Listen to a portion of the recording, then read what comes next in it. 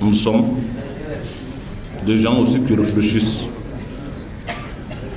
Nous travaillons la raison. Nous sommes dans une époque aujourd'hui où les guerres ne se gagnent plus dans ce monde-là par la puissance du feu seulement. Non. Il faut nécessairement la puissance des idées. C'est aussi par la puissance des idées. L'histoire a démontré que les guerres ne se gagnent plus par seulement la puissance du feu. Non. L'histoire nous a montré ça il n'y a pas longtemps, et je le dirai, quoi que l'on dise ou qu'on veuille dire, me qualifier comme ils veulent, c'est une réalité. Le pays le plus pauvre de la planète, c'est l'Afghanistan. Les deux grandes puissances mondiales, l'URSS a fait 10 ans avec 100 000 hommes. Ils sont sortis sur la pointe des pieds. Ils n'ont pas pu gagner la guerre. La plus grande puissance mondiale, c'est il y a 20 ans aujourd'hui, jour pour jour, ils sont obligés aujourd'hui de s'asseoir autour des tables pour négocier et trouver un compromis politique avec les talibans. Alors, cela veut dire quoi? Nous sommes à une époque aujourd'hui où ce n'est pas la puissance du feu seulement qui peut gagner, mais c'est la puissance aussi des idées.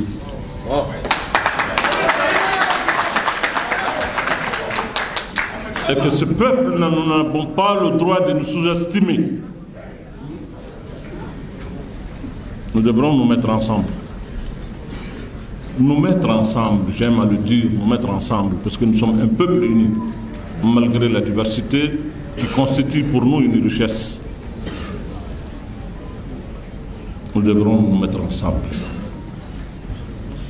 On doit réfléchir et se mettre ensemble parce que le pays est dans une situation déplorable. Il faut avoir le courage de le dire. Le taux se resserre contre nous, le temps joue contre nous. Si on ne se met pas ensemble, le pays, le Mali, notre Mali, le grand Mali, je n'aime pas prononcer ce mot. Que Dieu nous en garde. Non. Je n'aime pas voir le Mali disparaître. De ne pas voir le Mali disparaître, je préfère moi disparaître que de voir, assister à ce Mali-là disparaître. Non. Jamais. Jamais. Non. Il faut que tous les Maliens et toutes les Maliennes et surtout cette jeunesse se rendent compte aujourd'hui que l'heure est grave, qu'aujourd'hui les calculs, les querelles, les mesquineries et autres, les détails, le détail, parce que le diable est dans le détail. Il faut dépasser le détail et aller à l'essentiel, à se mettre ensemble. Je l'ai dit et je le redis. C'est une occasion pour moi aujourd'hui de le réaffirmer. Inch'Allah bi'idnillah. Qu'on doit se mettre ensemble. Ce n'est pas avec les querelles infinies, le médisance,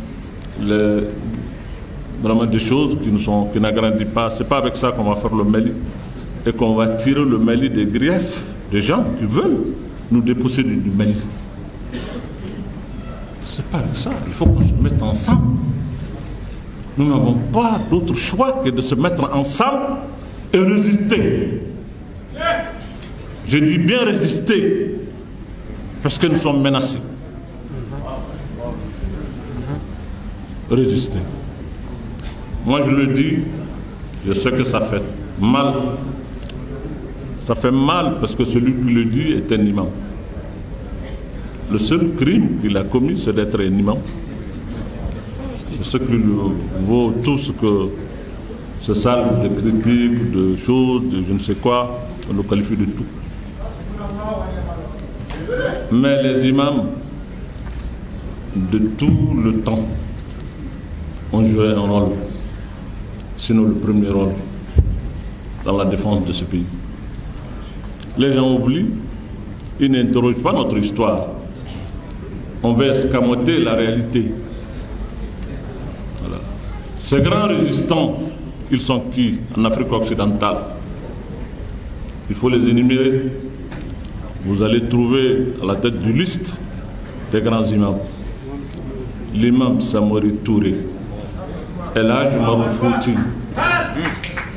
Cheikh Ahmed Bamba, Alpha Yaya Diallo, Mohamed Lamine Dramé, et récemment, Cheikh Ahmed Himahullah Sharif. Ashraf al-Shurafa. Non, Ashraf al-Shurafa.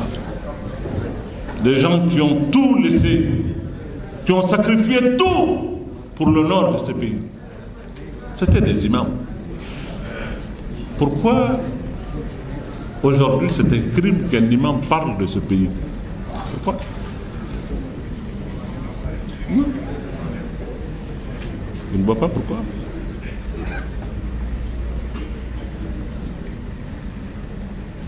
Nous n'allons pas abandonner notre pays. Non, non, non.